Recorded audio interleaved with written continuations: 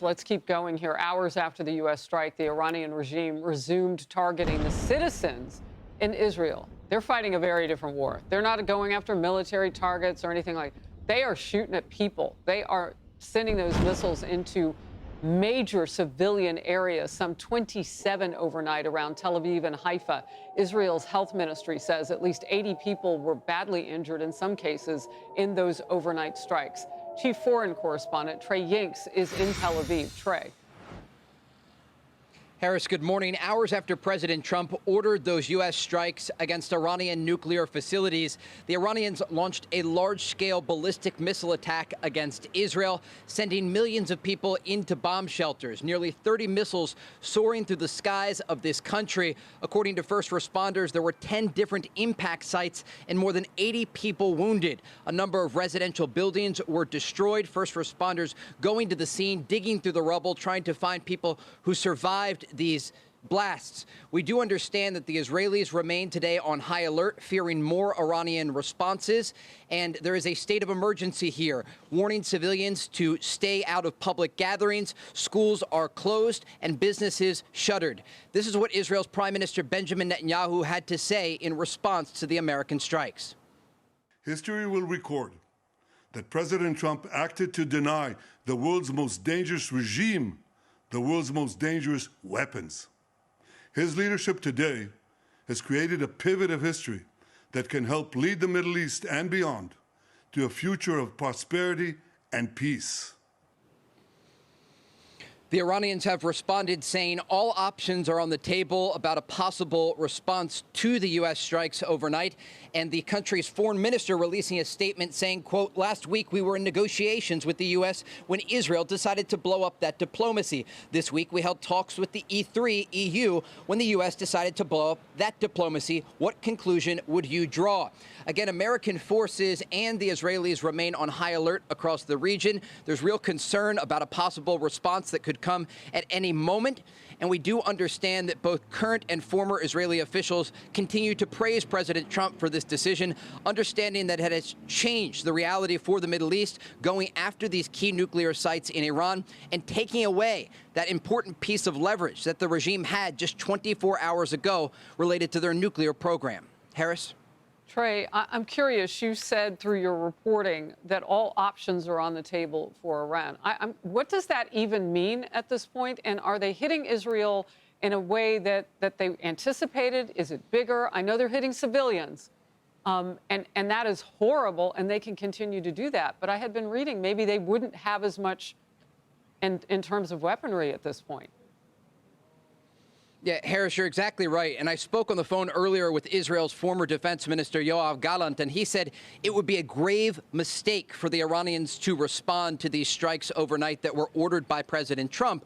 They do have some limited capability to continue targeting Israeli population centers with ballistic missiles. They could also use their proxies in the region, these Iran-backed Iraqi and Syrian Shia militias, to go after U.S. bases or embassies in the Middle East. But the key thing to remember here is that over the past year and a half, the Israelis have systematically taken out Iranian proxies like Hezbollah in southern Lebanon. The Americans and the Israelis have gone after the Houthis in Yemen. They've targeted Hamas and Islamic Jihad inside Gaza, and it has given the Iranians very limited options in terms of a response. The situation has changed. If we were having this conversation 2 years ago, Israel would fear a massive missile attack from multiple directions. Right now, they just have to brace for the possibility of more ballistic missile fire from Iran and the chance that Iran could try to mobilize what's left of their proxy forces in the region to launch limited strikes against population centers here or American interests across the region. Yeah, Harris? I wanted to know about their reach in terms of all of those 40,000+ American personnel and some even their families in the region as well. So we'll get into that with Joey Jones. You set it up perfectly. I'm so appreciative of your reporting always, Trey. Thank you.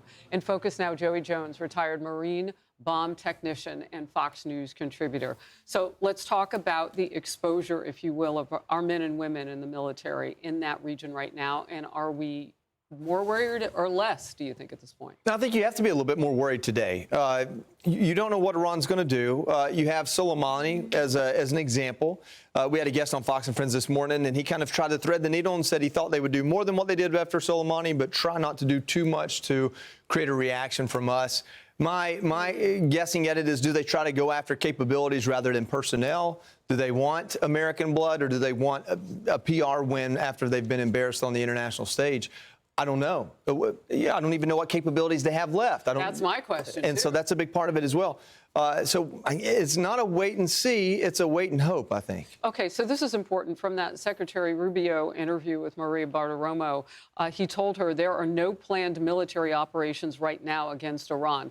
That sounds like a really open window if they will step in and take it for negotiations. Yeah, there's soundbite after soundbite from Secretary Hegseth's press conference this morning. I mean, he said very matter-of-factly the president wants them to come to the negotiation table, and he says they know the steps they need to take for peace. Now, he didn't tell us what those steps are, but that was in response to a question about, is the Trump administration directly communicating with Iran's leadership? And he said yes. All right, next one, because I've been pulling just headlines in the last 11 minutes now, as the sun is setting in that part of the world, as you saw. It's after 6 p.m. there. So the IAEA chief, Grossi, was telling another network they cannot assess the damage underground at Iran's Fordo.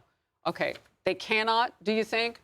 Or they're not being allowed to? Or what is the situation? Because they didn't have eyes on it before all this. It could be both. It could be that the damage is such that there isn't a direct path in there to see. And we hope that. And probably nobody's getting an invitation into Iran right now to inspect nuclear facilities, no matter where they're from.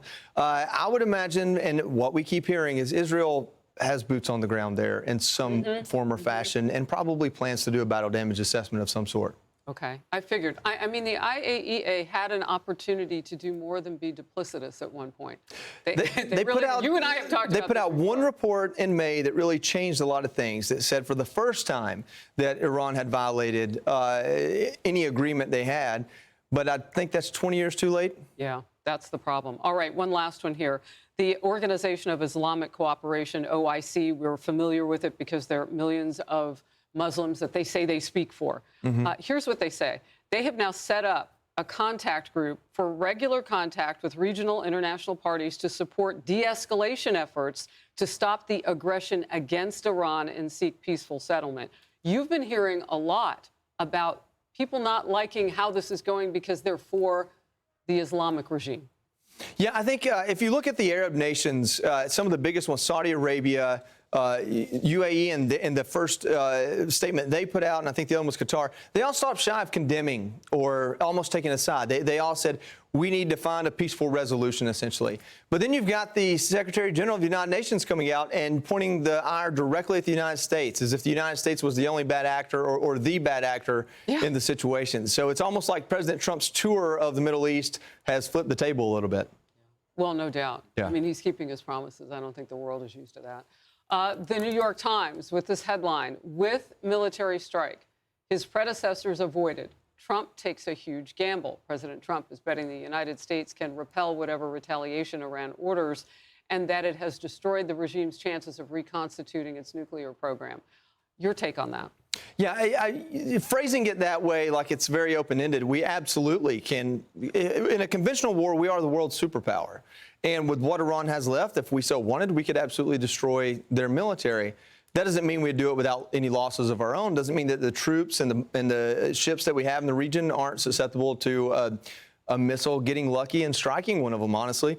But the frame it as President Trump takes a big risk. I think this is the most calculated thing he's done when it comes to war. I mean, we got to understand that this is the same president that did not start a new war, that ended the war against ISIS, but also set a precedent using the Moab, and now has set a precedent using the MOP. So he understands, I guess we've, just to use the tagline, they do peace through strength, this idea that if you are decisive and immediate and severe with your action, maybe you don't have to have a prolonged war.